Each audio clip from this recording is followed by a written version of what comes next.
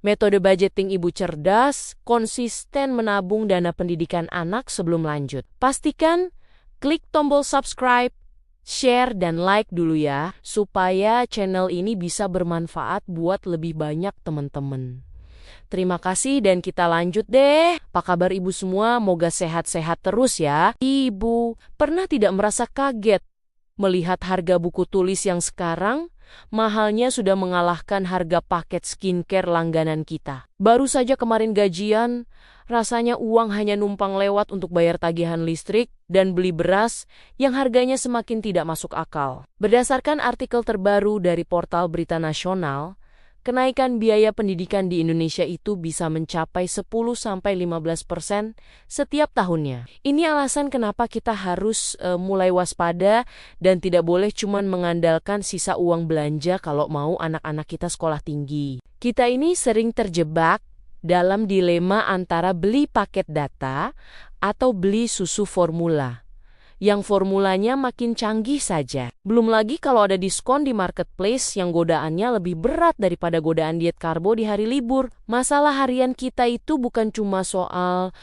masak apa hari ini, tapi bagaimana caranya uang 100.000 bisa bertahan sampai lusa. Kadang kita merasa sudah irit, tapi ternyata ada saja pengeluaran tidak terduga, seperti sumbangan kondangan atau ban motor bocor yang bikin dompet menangis. Nah, cara cerdas yang bisa ibu coba adalah metode alokasi di awal, bukan di akhir sisa belanja. Jangan tunggu ada uang sisa untuk ditabung karena sampai kiamat pun uang belanja tidak akan pernah ada sisanya di tangan kita. Begitu uang masuk, langsung pisahkan 20% khusus untuk dana pendidikan di rekening atau kantong digital yang berbeda. Anggap saja uang itu tidak pernah ada, supaya ibu tidak gatal tangan ingin memakainya buat beli daster baru yang motifnya lucu sekali itu, yang katanya cuman lihat-lihat padahal ujung-ujungnya masuk keranjang juga. Jadi lebih aman kalau uangnya dianggap lenyap dari peredaran,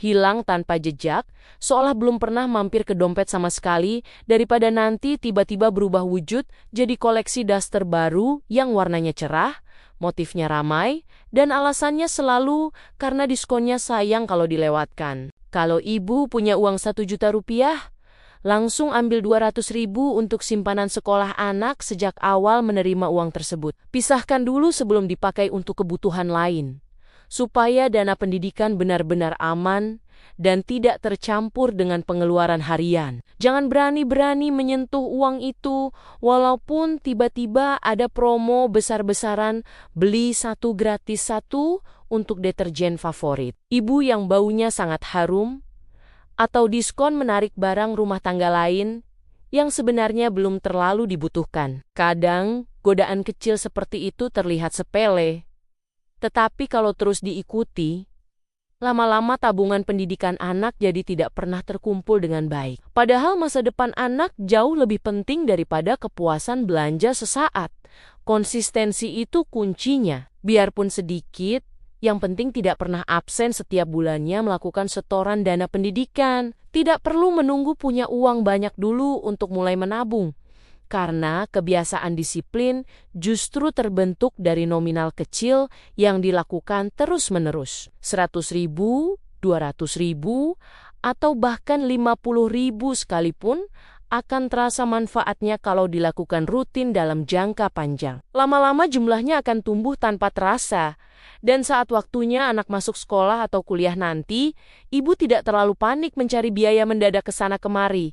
Ibarat menanam pohon, kalau kita tidak mulai sekarang, nanti anak-anak kita mau berteduh di mana saat badai biaya kuliah datang menerjang. Pohon besar yang rindang tidak tumbuh dalam semalam. Semuanya dimulai dari bibit kecil yang dirawat dengan sabar setiap hari. Begitu juga dana pendidikan anak. Kalau dari sekarang sudah dibiasakan menyisihkan uang secara teratur, maka di masa depan hasilnya bisa menjadi penolong besar untuk keluarga. Anak bisa sekolah dengan lebih tenang, orang tua juga tidak terlalu terbebani utang atau pinjaman ketika biaya pendidikan semakin mahal dari tahun ke tahun.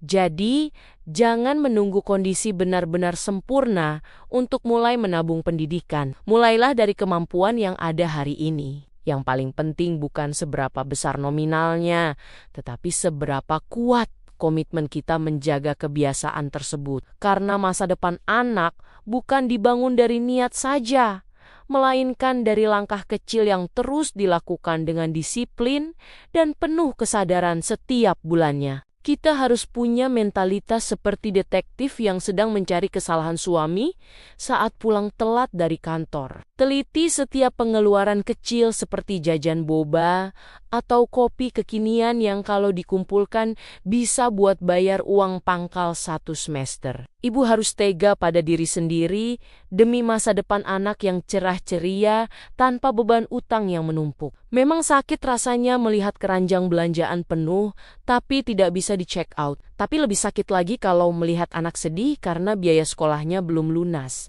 Fokuslah pada tujuan jangka panjang dan jangan mudah goyah hanya karena melihat tetangga ganti gorden baru dengan warna yang menyala. Jadikan menabung sebagai hobi baru yang lebih seru daripada sekadar bergosip di depan pagar rumah saat tukang sayur datang. Ibu pasti bisa kalau niatnya sudah bulat seperti tekad kita saat mengejar diskon tengah malam yang sangat terbatas waktunya itu. Ingatlah bahwa setiap rupiah yang ibu sisihkan adalah investasi untuk kecerdasan buah hati tercinta agar mereka bisa sukses nantinya. Akhirnya, semua kembali ke disiplin diri kita masing-masing sebagai menteri keuangan rumah tangga yang paling tangguh sedunia. Kadang kita memang butuh refleksi diri, apakah selama ini kita terlalu boros untuk hal-hal yang sebenarnya hanya keinginan sesaat yang tidak penting. Jangan sampai kita menyesal di kemudian hari karena terlalu asyik memanjakan diri sendiri dan lupa pada kebutuhan utama anak yang semakin mahal. Mari kita bangun semangat baru untuk menjadi ibu yang lebih bijak dalam mengatur setiap lembar uang yang ada di dalam dompet kita. Percayalah bahwa setiap usaha kecil yang ibu lakukan hari ini akan membuahkan hasil yang manis di masa depan bagi keluarga tercinta. Tidak ada kata terlambat untuk mulai merapikan catatan keuangan dan menentukan skala prioritas yang benar mulai detik ini juga. Ibu adalah pahlawan tanpa tanda jasa bagi keluarga. Jadi, tetaplah semangat dan jangan menyerah pada keadaan ekonomi yang sedang naik turun tidak menentu. Kita pasti bisa memberikan yang terbaik untuk pendidikan anak-anak kita dengan perencanaan yang matang dan konsisten setiap bulannya. Demikian, terima kasih sudah mendengarkan ceritaku kali ini. Sampai ketemu lagi di cerita-cerita berikutnya. Tetap semangat ya, ibu-ibu.